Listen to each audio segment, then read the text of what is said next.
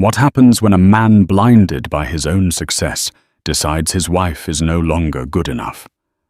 Thomas Vance was the king of his world, the celebrated CEO of a tech empire he built from scratch.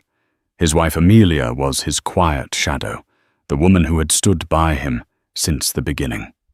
But in his eyes, she was a relic of a past he wanted to erase. So he did the unthinkable at the most prestigious tech gala of the year, in front of friends, rivals, and the media. He publicly cast her aside for a younger, flashier model. He thought he was closing a chapter. He had no idea he was about to lose the entire book, because the quiet, unassuming family he had just discarded held a secret that would bring his kingdom crashing down around him. Thomas Vance lived a life plated in chrome and glass. His penthouse apartment overlooked the sprawling, glittering expanse of downtown Seattle, a city he felt he had conquered. Below, in a sleek high-rise that bore his company's logo, Innovate Dynamics, hundreds of employees worked to manifest his vision. He was 38 with a jawline as sharp as his business acumen and an ego polished to a blinding sheen. He had clawed his way up from a middle-class background, fueled by ramen noodles, sleepless nights, and a ferocious ambition that left little room for sentimentality. His wife, Amelia Hayes, was the living embodiment of that sentimentality.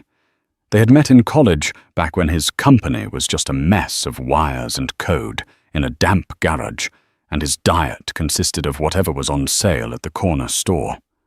She was an art history major, with a quiet smile and eyes that saw the brilliant, driven man beneath the threadbare sweater. She had believed in him, supported him, and even used her modest inheritance, a few $1,000s from her grandmother, to buy him his first server bank. For 15 years, she had been his anchor. She managed their home with an effortless grace, remembered the birthdays of his key employees, and could soothe his temper with a soft touch and a knowing look. She was the calm in his storm, the bedrock beneath his towering ambition. But anchors, Thomas had recently decided, were for holding you in place, and he wanted to fly higher. The cracks had started small, a dismissive wave of his hand when she'd mention her volunteer work at the local library.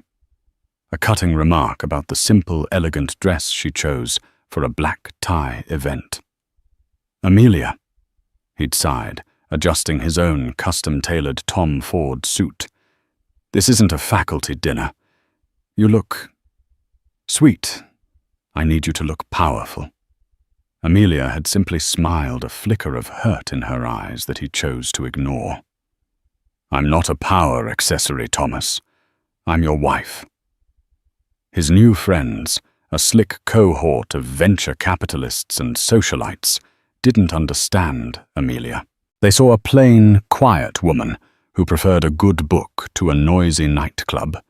They saw her as a mismatch for the dynamic, ruthless Thomas Vance they admired.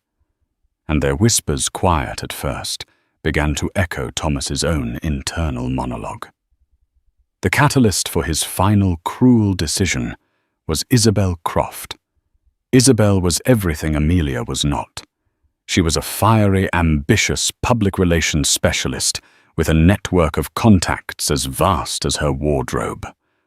Her laughter was loud, her opinions were sharp, and her presence at his side made him feel like the man he believed he had become, invincible, modern, and utterly unencumbered by the past. He began seeing Isabel discreetly, then less so. He convinced himself it wasn't just an affair. It was an upgrade. It was a strategic business move for his personal brand. Amelia was a comfortable, well-worn sweater. Isabel was a suit of armor. The final conversation with Amelia was chilling in its brevity. He found her in the sunroom, tending to an orchid he'd forgotten he'd given her years ago. "We need to talk," he said, his tone devoid of warmth. She didn't turn around, just continued to mist the plant's leaves. "I know, Thomas. It's not working anymore, Amelia. We've grown apart. I've grown, and you haven't." The cruelty of the words hung in the air between them. "I want a divorce." She finally turned her face pale, but her expression composed. There were no tears, only a profound, weary sadness. "I see. After all this time, all we built—" "I built it," he corrected her instantly. "I built all of this. You were just here." The silence that followed was heavier than any argument could have been. At that moment, Amelia Hayes looked at the man she had loved, the boy she had supported, and saw only a stranger. A king in a chrome palace, admiring his own reflection, oblivious to the fact that the foundations were made of sand. "You'll get a generous settlement, of course," he continued, mistaking her silence for acquiescence. "You'll be comfortable. I just need you to be gone. Quietly." Amelia straightened up, the watering can still in her hand. A flicker of something steely, something he'd never seen before, entered her eyes. "Quietly."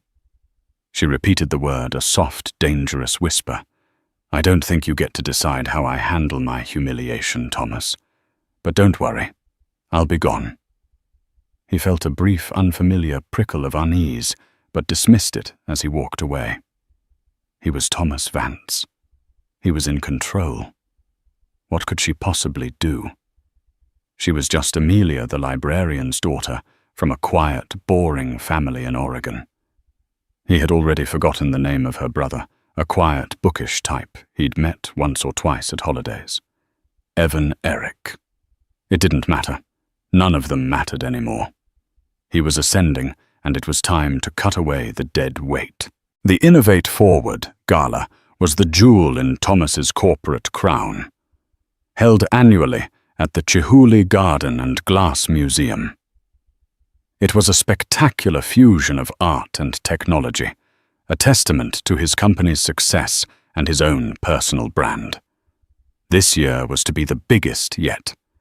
They were on the cusp of launching Nexus, a revolutionary AI integration platform that promised to make Innovate Dynamics a titan on the level of Google or Microsoft. The entire tech world was watching. For Thomas, it was the perfect stage. He wanted to rip the Band-Aid off, to make a statement so bold and unequivocal that there would be no messy aftermath, no lingering whispers. He would excise Amelia from his life in a single surgical cut and present his future Isabel to the world. It was brutal, but in his mind it was efficient. Amelia received the formal invitation, a thick card of embossed black linen, 2 weeks after their conversation. A small handwritten note from Thomas's personal assistant was tucked inside. "Mr. Vance requests your attendance. He feels it is important for a final public show of unity." It was a summons, not an invitation, a final command to the woman he was discarding. She stared at it for a long time, then a slow, resolute calm settled over her. She would go. But she would not go as a victim. On the night of the gala, Thomas was electric. He stood near the entrance, a glass of champagne in hand, with Isabel Croft clinging to his arm. She was a vision in a glittering, backless silver gown, her laughter echoing off the vibrant glass sculptures. Thomas soaked in the admiration, the flash of cameras, the deferential greetings from industry rivals. This was his world. This was where he belonged. Then Amelia arrived. A hush fell over the immediate area, a ripple of confusion spreading through the crowd. She wasn't supposed to be here, not like this. Thomas had expected her to slip in quietly, find a corner table, and perform her role as the soon-to-be ex-wife with quiet dignity. But Amelia made an entrance. She wore a simple, sleeveless gown of the deepest sapphire blue.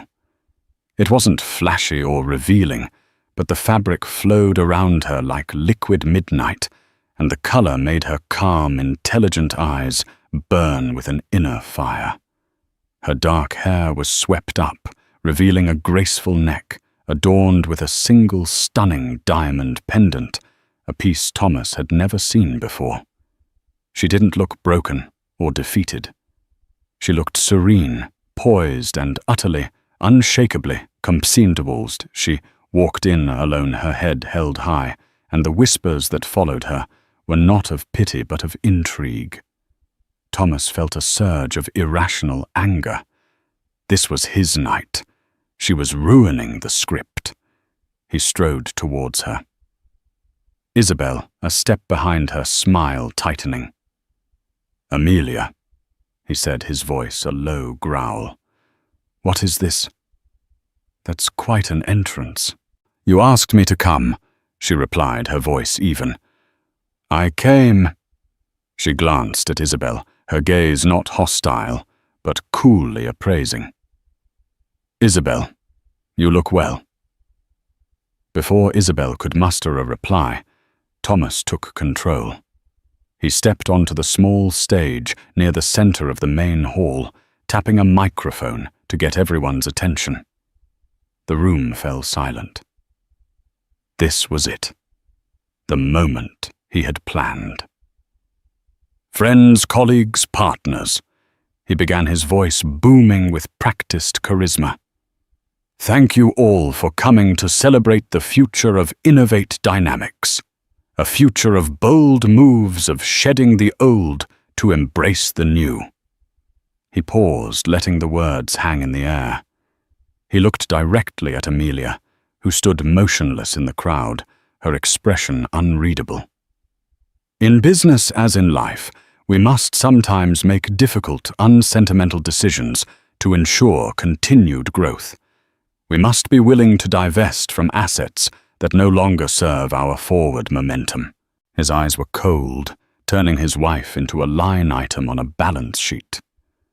"And so on this night of new beginnings, I want to be transparent with you all. Amelia and I are ending our marriage." A collective gasp went through the room. It was one thing to divorce. It was another to announce it like a corporate restructuring at your own company gala. It was monstrous. Thomas pressed on the power of the moment intoxicating him. "I wish her well, of course. But my future and the future of Innovate Dynamics requires a different kind of partnership." He reached down and pulled a stunned but thrilled Isabel onto the stage with him. "A partnership that looks forward, not back." He raised his glass. "To the future." The silence was deafening. No one clapped. The attendees, CEOs, investors, journalists, stared, their expressions a mixture of shock, disgust, and morbid fascination. They were witnessing a public execution. Thomas's smile faltered for a second. He hadn't expected this stunned silence. He had expected applause for his boldness. Then from the center of the crowd, a single person began to clap. Slowly, deliberately. It was Amelia. She clapped not with anger or sarcasm, but with a strange, detached finality. Her eyes locked on his, and for the first time that night, he saw a flicker of something that looked like pity. She clapped 3 times, the sound echoing in the mortified silence. Then she turned her sapphire dress, swirling around her, and walked out of the gala, out of the museum, and out of his life. As the doors closed behind her, the spell broke. The room erupted in a furious buzz of whispers. Thomas stood on the stage, Isabel's hand in his, a triumphant smile plastered on his face. He felt powerful, liberated, and utterly in control. He had done it. He had publicly severed the tie to his past. He was free. He was so high on his own perceived victory that he failed to notice the man in the corner watching the entire exchange on his phone. A man who then put the phone to his ear and spoke 2 quiet words. "It's done." The week following the gala was for Thomas a victory lap. He and Isabel were the talk of the town. The gossip columns were ablaze, some condemning his cruelty, but others the ones he cared about, painting him as a decisive alpha visionary, unafraid to make the tough choices. He and Isabel were photographed at exclusive restaurants, their laughter loud and carefree. He had successfully rebranded his life. Amelia, true to her word, was gone. She didn't return to the penthouse. Her lawyer, a man whose name Thomas didn't recognize from any of the city's top firms, sent a curt email stating that Ms. Hayes would be handling all affairs through counsel and had no desire for personal contact. The divorce proceedings were initiated with unnerving speed and efficiency. Thomas instructed his own high-powered legal team to be generous, a final act of performative magnanimity. "Give her whatever she wants," he'd said. "It's a small price to pay for freedom." But while his personal life felt streamlined and upgraded, strange currents were beginning to stir at Innovate Dynamics. The launch of Nexus, which should have been his crowning achievement, was hitting unexpected turbulence. A key chip supplier suddenly invoked a force majeure clause and tripled their prices, citing unforeseen supply chain issues. A rival tech firm, one Hitinsum he had always considered second-rate, launched a surprisingly similar product a week early, undercutting his market entry. It wasn't a fatal blow, but it was an irritating and costly setback. Then came the financial whispers. Thomas had been seeking a final round of capital investment to fund the global rollout of Nexus, a sum in the neighborhood of $500 million. It should have been easy. His company was a unicorn, a golden child of the tech world. Yet two major venture capital firms that had been courting him for months suddenly grew cold. Their top partners were suddenly unavailable for meetings. His CFO, a perpetually nervous man named Robert Smith, came into his office, his face ashen. "There's a problem, Thomas," Robert said, clutching a tablet.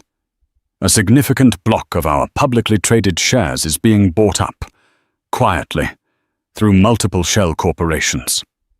Thomas leaned back in his leather chair, unconcerned. "Corporate raiders smelling blood? Let them try. Our fundamentals are strong. It's just market jitters over the Nexus launch." "I don't think so." Robert pressed his finger, tracing a complex web of transactions on the screen. "This is different. It's methodical, precise, and incredibly well-funded. They're not just buying, they're strategically acquiring influence, and I've traced the primary purchasing vehicle back to an investment firm I've never heard of, North Star Holdings." Thomas scoffed. "North Star sounds like a backwater mutual fund. Find out who they are and buy them off." But North Star Holdings was a ghost. They had no public-facing partners, no flashy website, no media presence. They were a black hole of capital, their origins, shrouded in impenetrable layers of private equity law. Over the next 2 weeks, North Star's acquisitions accelerated. They weren't just buying shares. They were buying his company's debt from lenders and poaching key engineers with offers so ludicrously high that even Thomas couldn't match them. Panic and emotion. Thomas Vance hadn't felt since his garage days began to creep in. He was losing control. It felt like his company, his magnificent chrome and glass ship, was being boarded by pirates who were silent, invisible, and everywhere at once. Meanwhile, Amelia was rebuilding her life far from the glare of Seattle. She had retreated to her family's home in a quiet, wealthy enclave near Portland, Oregon. It wasn't a palace, but a sprawling, elegant craftsman-style house set on acres of old-growth forest overlooking the Willamette River. The Hayes family valued privacy above all else. They were to the outside world simply a comfortably retired couple. Her father, a former literature professor, and her mother, a landscape architect. But that was a carefully constructed facade. Amelia's father, William Hayes, hadn't just taught literature. He had used the proceeds from his grandfather's timber empire to become one of the most astute and discreet private investors on the West Coast. He didn't chase trends, he built legacies. He owned vast tracts of land, held controlling interests in quiet, unglamorous, but massively profitable industries, and ran his family's wealth with the quiet precision of a chess grandmaster. He despised the new money arrogance of men like Thomas Vance. The night of the gala, Amelia had called her brother, Ethan, from the car. "He did it," she'd said, her voice shaking but not breaking. "I saw." Ethan's voice was calm but with a hard, cold edge. "The plan is in motion. Dad has given the green light. North Star is a go." Ethan Hayes was the one Thomas had dismissed as Evan or Eric, the quiet, bookish one. Thomas would have been shocked to learn that Ethan, who had a PhD in computational economics from MIT, was the architect and manager of the Hayes family's vast investment portfolio. He was a prodigy who preferred the quiet satisfaction of a perfectly balanced algorithm to the roar of a boardroom. But his sister's public humiliation had ignited a cold fury within him. For the past year, at Amelia's pained but hesitant request to keep an eye on Thomas's finances, Ethan had been analyzing Innovate Dynamics. He saw what Thomas's ego blinded him to. The company was over-leveraged, dangerously dependent on the singular success of Nexus, and vulnerable to a hostile takeover. Thomas had built a beautiful skyscraper, but Ethan had discovered it was sitting on a fault line. And now, with the full, silent weight of the Hayes family fortune behind him, Ethan was triggering the earthquake. He was the ghost in the machine, the architect of Thomas's unraveling. And Thomas, consumed by his new life with Isabel and his own hubris, had no idea that the quiet, boring family he had cast aside was now holding the strings of his entire empire. He was fighting a war, and didn't even know his enemy's name. The email arrived on a Monday morning. It was from the board of directors, a group Thomas had personally selected and until now completely controlled. The subject line was stark: urgent and mandatory, emergency board meeting. Thomas read the body of the message, a knot of ice forming in his stomach. The meeting was scheduled for 10:30 a.m. the next day. The agenda: to discuss the recent significant shift in controlling interest of Innovate Dynamics and to vote on the future leadership of the company. Future leadership. The words felt like a slap in the face. He immediately called Marcus Thorne, his lead board member, and a man he'd considered a friend. "Marcus, what the hell is this? Who is North Star Holdings?" Marcus's voice was strained, distant. "Thomas, they have us. They've acquired over 51% of the voting shares. They did it so quietly, so fast. It's a masterclass in corporate raiding. They have a controlling interest. They called the meeting. My hands are tied." "Whose side are you on?" Thomas roared. "I'm on the side of the shareholders, Thomas, and right now North Star Holdings is the shareholder. I'm sorry. Just come to the meeting tomorrow." The line went dead. Thomas spent the rest of the day in a frantic, desperate haze. He called his lawyers, his brokers, his bankers. The answer was the same everywhere he turned. It was over. He had been completely and utterly outmaneuvered. North Star Holdings had executed a flawless, bloodless coup. He was the king of a country that had already sworn allegiance to a new, unknown ruler. Isabel, sensing the shift in his fortunes, became distant. The carefree laughter was replaced by worried questions about their finances. "This will all blow over, right, Jay?" she asked, her eyes searching for an assurance he could no longer give. "Our trip to Monaco is still on for next month." He saw the flicker of calculation in her eyes and realized with a sickening lurch that she was just another asset, and her value was depreciating along with his stock price. That night he didn't sleep. He paced the floor of his penthouse, the glittering city lights below, now seeming to mock him. He played the events of the last few months over and over in his mind. The chip supplier, the rival's launch, the cold shoulders from the VCs. It hadn't been random bad luck. It had been a coordinated attack. Someone was trying to destroy him. But who? Who had this kind of money, this kind of sophistication, and this kind of hatred for him? He ran through his list of rivals. None of them had the resources or the subtlety for an operation of this scale. He arrived at the Innovate Dynamics headquarters the next morning, looking haggard, his bespoke suit feeling like a costume. The usual deference from his employees was gone, replaced by nervous glances and hushed whispers. He felt like a stranger in the empire he had built. The boardroom on the 50th floor was his sanctuary. It had a single massive table of polished obsidian and floor-to-ceiling windows offering a panoramic view of the city. It was a throne room. But today, he was not the king. The board members were already seated, their faces grim. Marcus Thorne wouldn't meet his eye. At the head of the table, in the seat Thomas always occupied, sat a severe-looking man in his 60s, whom Thomas had never seen before. "Mr. Vance, thank you for joining us," the man said, his voice dry and devoid of emotion.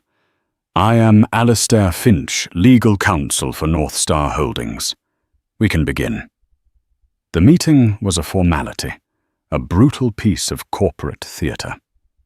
Finch laid out the situation in cold, legalistic terms. North Star Holdings now owned 51.7% of the company. In accordance with the company's bylaws, they were exercising their right to restructure leadership effective immediately.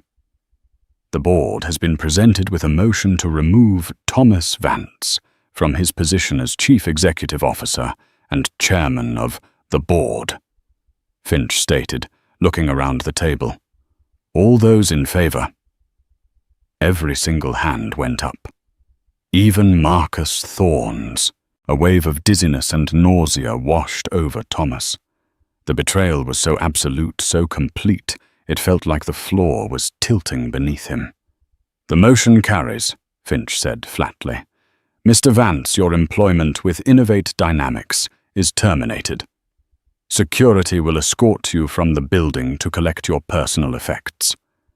Thomas stared speechless. His company, his life's work, was gone in the space of 5 minutes. His mind was a maelstrom of rage and confusion. "Who?" He finally managed to rasp, his voice hoarse. "Who is North Star? Who is behind this?" Alistair Finch allowed himself the slightest, cruelest hint of a smile. "North Star believes in a hands-on approach to its investments. They have already appointed a new CEO to guide Innovate Dynamics into its next chapter. He has an unparalleled understanding of the company's technology, its market position, and its vulnerabilities." Thomas's mind raced. Who could it be? A rival CEO he had poached talent from. A disgruntled former executive he had fired. "The new CEO is here," Finch said, gesturing towards the large double doors of the boardroom. "He is ready to take his seat." The doors swung open.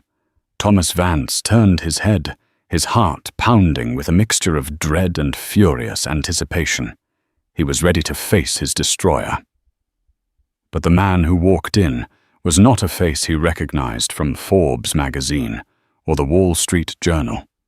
It was a face he had seen only a handful of times at awkward Thanksgiving dinners and one tedious wedding anniversary. A face he had dismissed as utterly insignificant. It was Amelia's brother, the quiet, bookish one, Ethan Hayes. Time seemed to slow down, to thicken like honey. The sounds of the boardroom, the shuffling of papers, the distant city traffic faded into a dull, roaring hum in Thomas's ears. He stared at the man walking towards the head of the table, his mind refusing to process what his eyes were seeing. Ethan Hayes looked different from the handful of times Thomas had met him. Gone was the slightly awkward academic slouch and the ill-fitting blazer. He wore a perfectly tailored charcoal suit that spoke of quiet generational wealth, not the flashy branding of new money. His movements were calm and deliberate.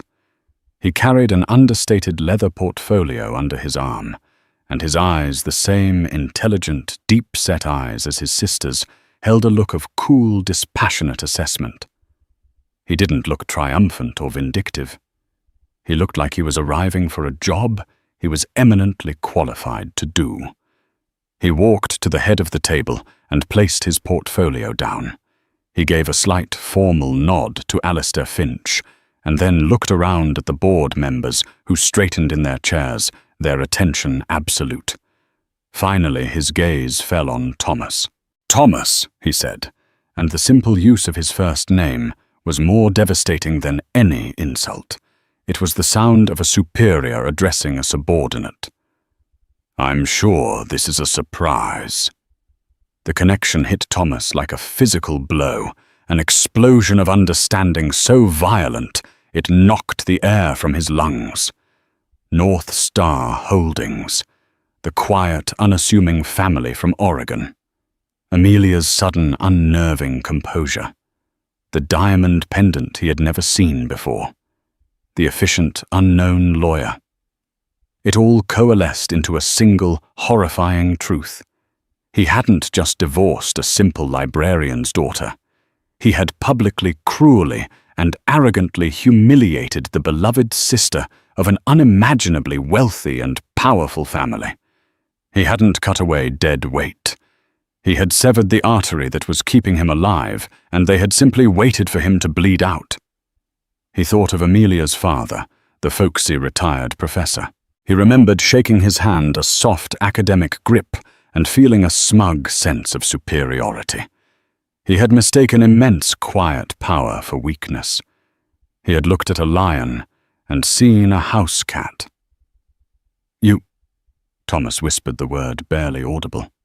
His face had gone from red with rage to a ghostly white. "It was you." Ethan's expression didn't change. "My family does not appreciate public spectacles, especially when a member of our family is made the centerpiece." He gestured vaguely towards the panoramic window. "You built an impressive company, Thomas. Your technology is brilliant, but your foundation is rotten. You over-leveraged against future profits, you made enemies, and you surrounded yourself with sycophants. You valued perception over substance. That made you a target." He paused, letting the clinical assessment sink in. "My sister believed in you. She saw substance where it seems there was only ambition. When you cast her aside, you cast aside the only person who was genuinely invested in your success, not just your company's stock price. The loyalty you commanded was transactional. Ours is not." Each word was a nail being hammered into the coffin of Thomas's world. He looked around the room at the board members, his friends. They were all looking at Ethan with a mixture of fear and respect. They had already shifted their allegiance. He was utterly, completely alone. The arrogance that had defined his entire adult life shattered into a million pieces. The charisma, the confidence, the sense of invincibility, it all evaporated, leaving behind a raw, terrified man.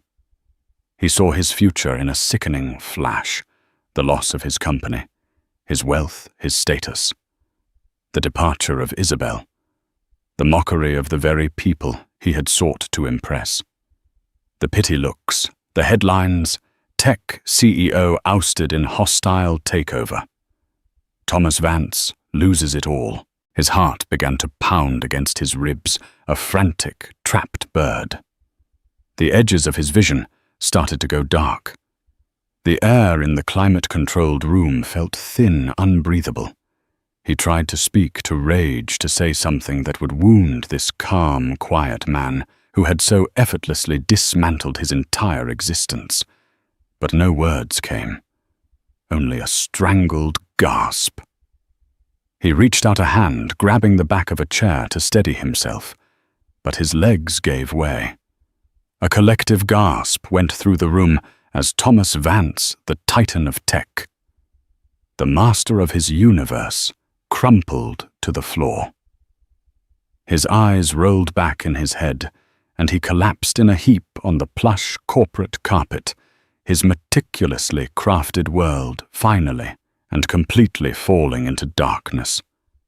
The last thing he was aware of was the calm, controlled voice of Ethan Hayes saying, "Someone call security and get a medic. It seems Mr. Vance is unwell." Thomas awoke to the rhythmic beeping of a heart monitor and the sterile antiseptic smell of a hospital.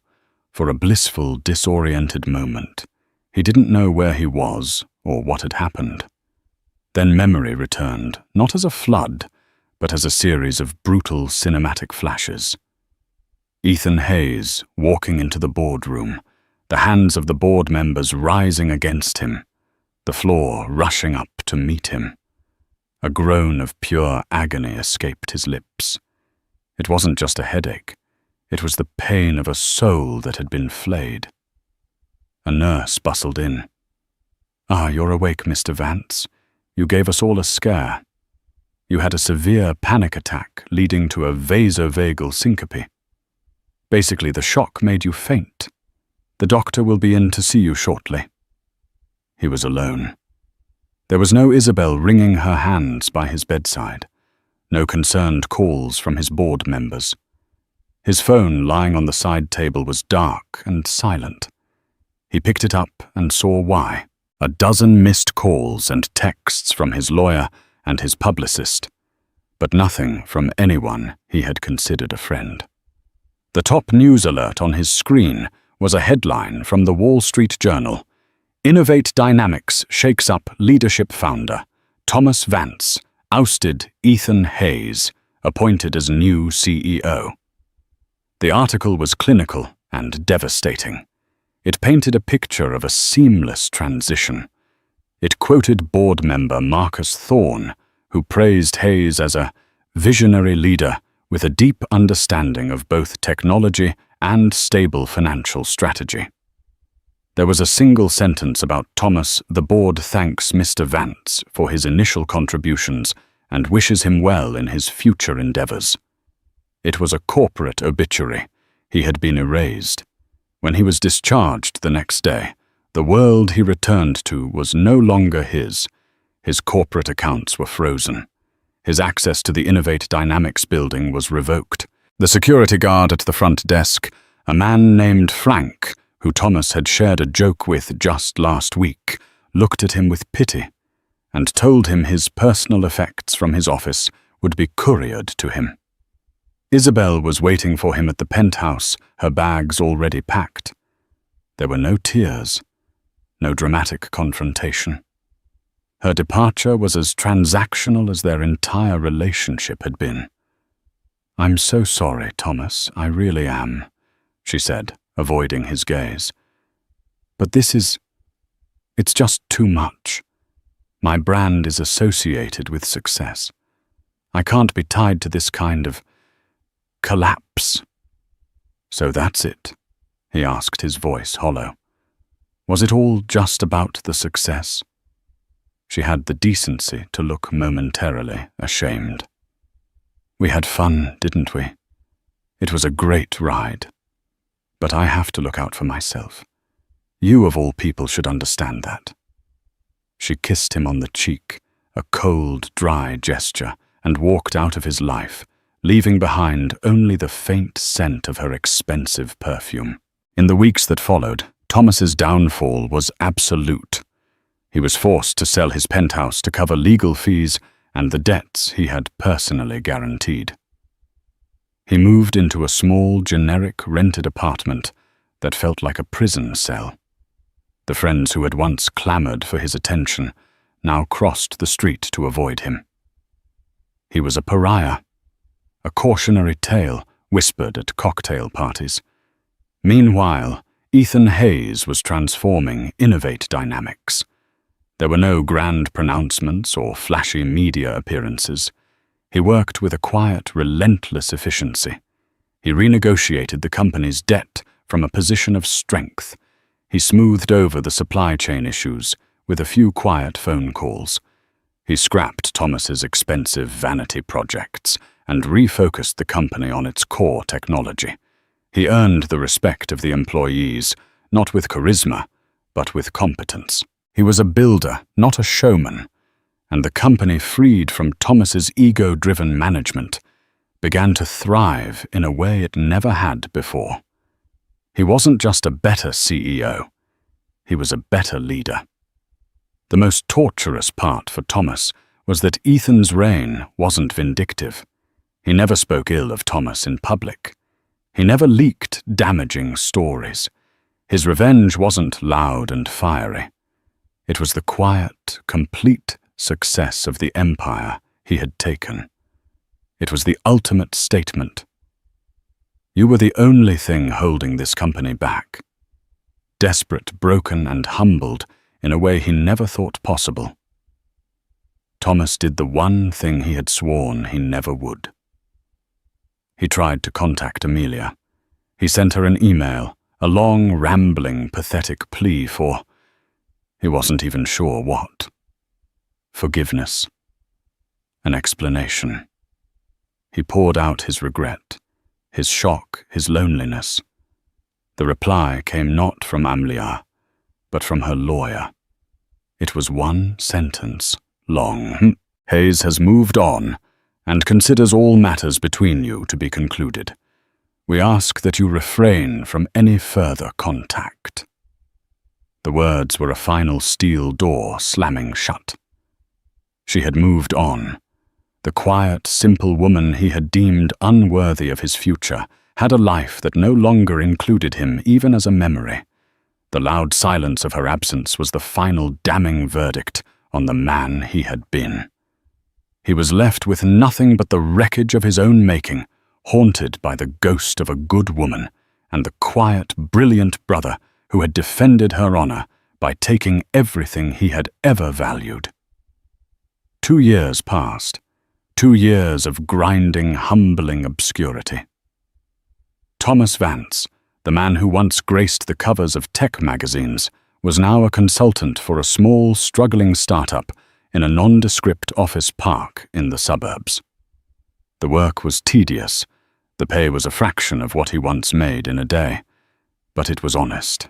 The collapse had burned away his arrogance, leaving behind a scarred but more thoughtful man.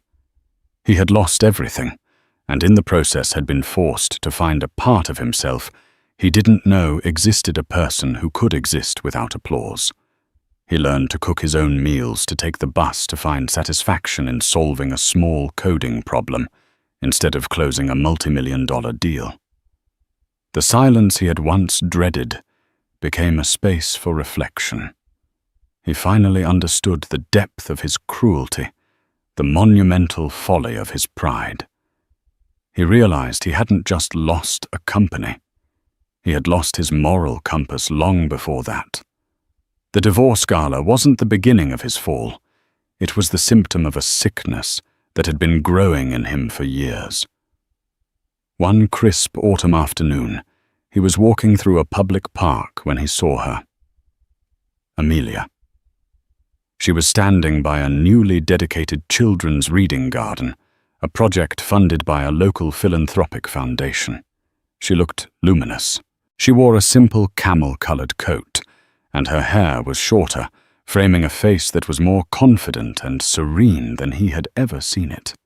She was laughing, talking with a group of city officials. He saw her name on a bronze plaque, the Hayes Family Reading Garden, in honor of a lifelong love for books. He watched from a distance as she interacted with people. There was an ease, a warmth, a genuine grace to her that he had always taken for granted and had eventually mistaken for weakness. He saw it clearly now. Her strength had never been loud. It was quiet, deep, and resilient, like the roots of the old oak trees shading the garden. He saw a man approach her and hand her a coffee. It was Ethan. He looked relaxed out of the corporate world, dressed in a simple sweater and jeans. They stood side by side, a comfortable familial silence between them, watching children run through the garden their family had built. They weren't just wealthy. They were purposeful. They were using their power to create, to nurture, to give back. It was a different kind of wealth, one that couldn't be measured in stock prices or penthouse views. Thomas felt a profound, aching sense of loss, but it was no longer tangled with bitterness or a desire for revenge. It was a clean, sharp grief for the man he could have been, for the life he could have had if he hadn't been so blinded by shiny things. He knew with absolute certainty that even if he had all his money and power back, he could never earn his way back to the world she inhabited. He had a choice.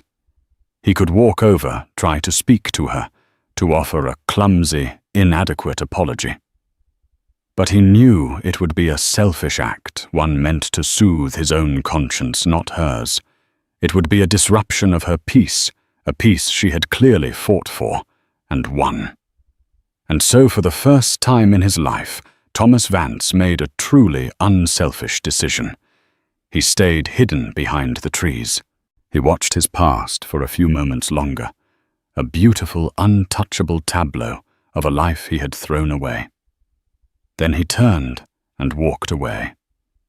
A solitary figure disappearing into the afternoon crowd, leaving Amelia Hayes to the bright, peaceful future she so richly deserved. He hadn't gotten his old life back, but in that moment of quiet retreat, he may have finally reclaimed a small piece of his soul. Thomas's new life was a quiet litany of routines. The 7:15 a.m. bus, the lukewarm coffee from the office machine, the 8 hours spent untangling buggy code for a company that made inventory management software. The work was unglamorous, but it was tangible. It was a world of problems and solutions, of clear syntax and logical flaws. It was, in its own way, a comfort. The ghosts of his past had receded, leaving not peace, but a quiet, manageable emptiness. He no longer craved the roar of the crowd, having learned the profound hollowness of its applause. It was during a late Tuesday night, while running a diagnostic on a client's network security, that he first saw the flicker.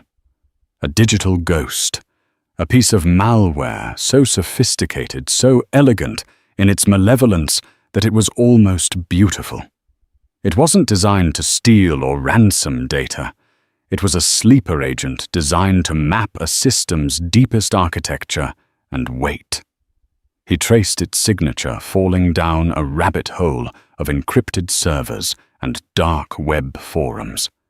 It was a digital breadcrumb trail, and at the end of it, he found a name that sent a chill down his spine: Axiom Global. Axiom was run by Damien Stryker, a man who made the old Thomas Vance look like a philanthropist. Stryker was a predator who didn't engage in takeovers. He preferred corporate evisceration. He would identify a competitor, shatter their core technology from the inside out, and then buy up the smoldering wreckage for pennies on the dollar. Thomas kept digging, his old obsessive instincts kicking in. He realized the malware he'd found was just a probe, a reconnaissance mission. But the digital fingerprint, the specific algorithmic structure, was a match for a security protocol he himself had designed years ago for Innovate Dynamics. It was an old back-end system access point for the Nexus platform, a vulnerability only its original architect would know how to exploit. Axiom wasn't just sniffing around. They were sharpening a spear aimed directly at the heart of his old company. They were planning to corrupt the Nexus platform from within, triggering a cascading failure that would not just damage Innovate Dynamics, but destroy its credibility forever. A wave of conflicting emotions washed over him. A bitter, ironic satisfaction bubbled up first. It would be justice, wouldn't it? For Ethan Hayes, the brilliant strategist, to be blindsided by a true shark-like striker. For the company that had been stolen from him to be turned to ash. The old Thomas would have leaned back in his chair, poured a glass of whiskey, and watched the world burn. But the old Thomas was gone. All he felt now was a sickening dread. He thought of the thousands of employees, of the genuinely revolutionary technology they had all worked so hard to build. He had laid the foundation, and Ethan had built a stronger house upon it.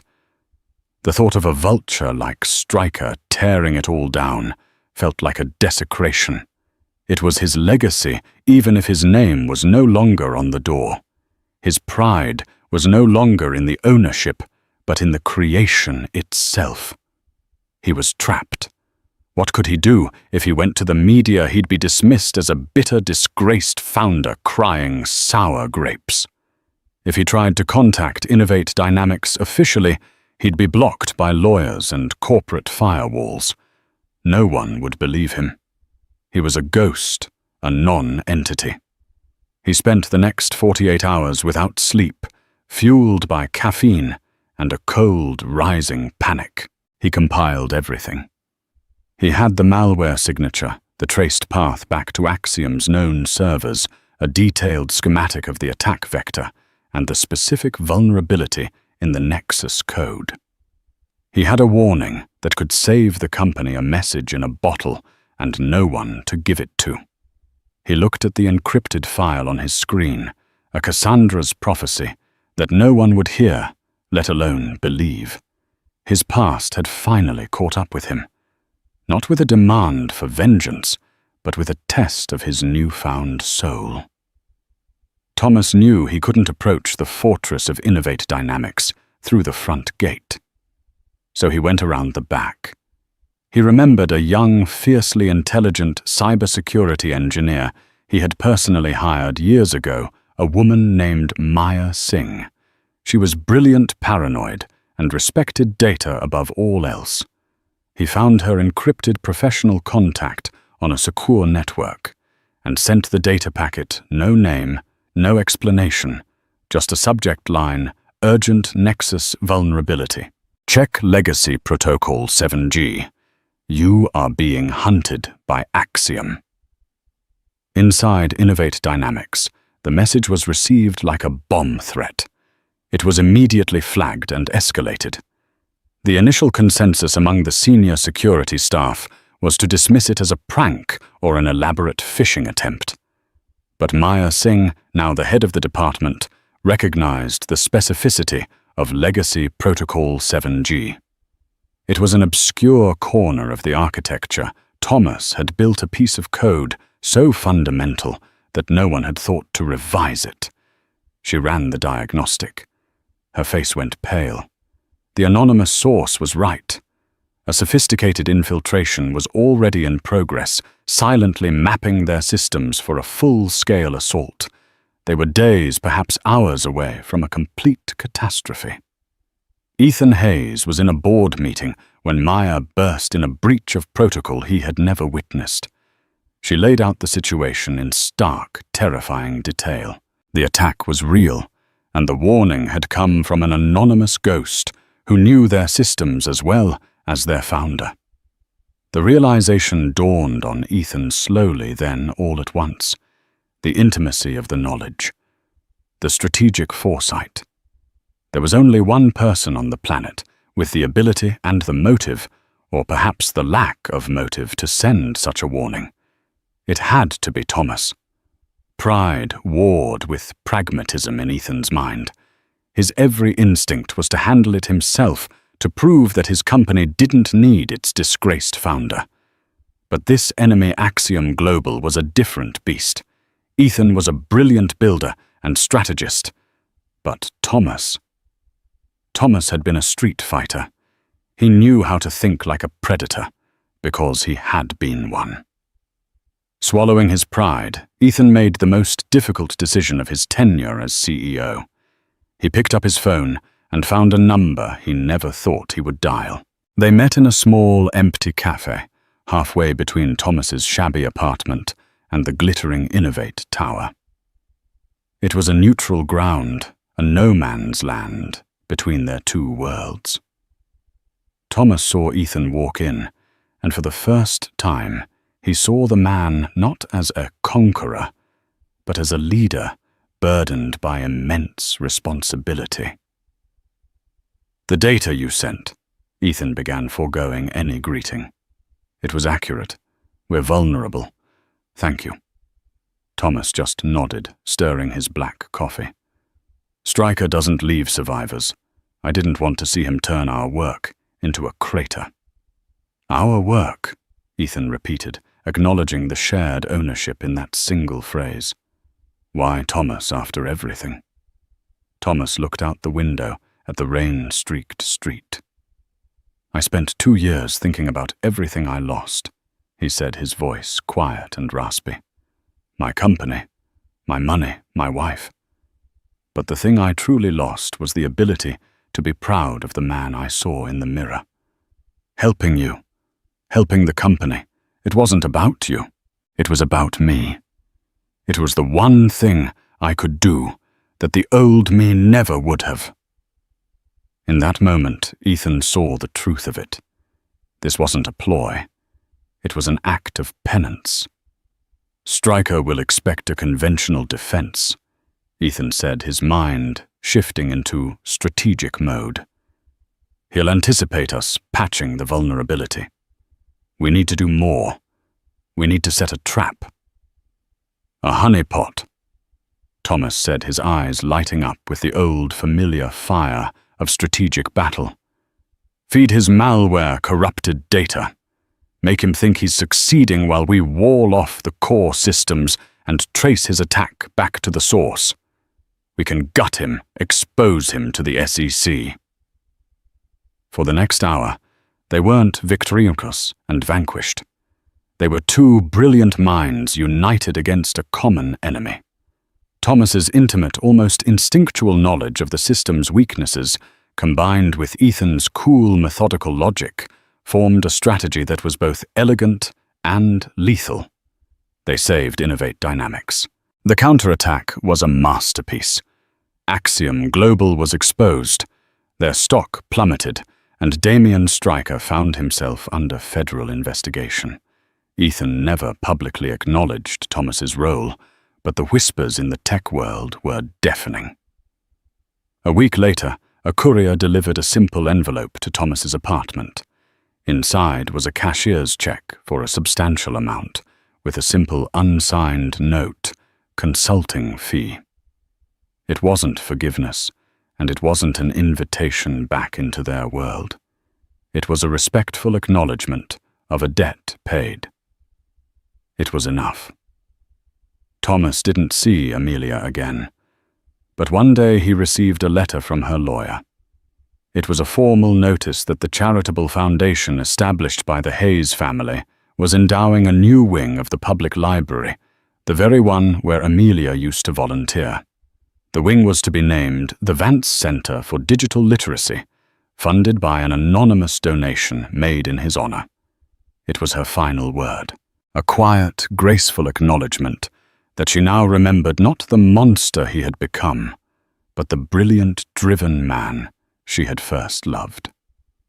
Thomas stood in his small apartment, holding the letter, and for the first time in a long time he felt no anger, no regret, only a profound, quiet sense of peace. He hadn't won his kingdom back, but he had at last found his honor. Thomas Vance's story is a stark reminder that the brightest lights can cast the darkest shadows.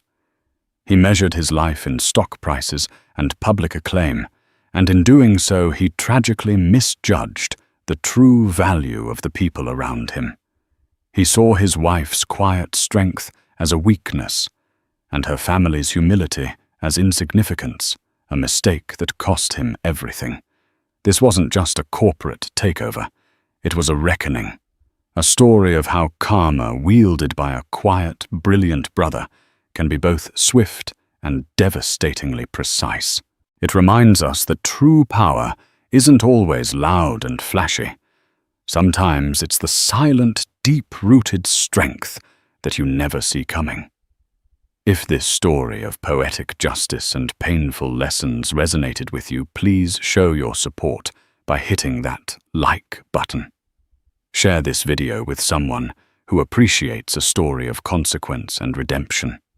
And most importantly, subscribe to the channel for more real-life dramas that explore the complexities of human nature. What do you think Thomas deserved in the end? Did he get what was coming to him, or was his downfall too severe? Let us know your thoughts in the comments below.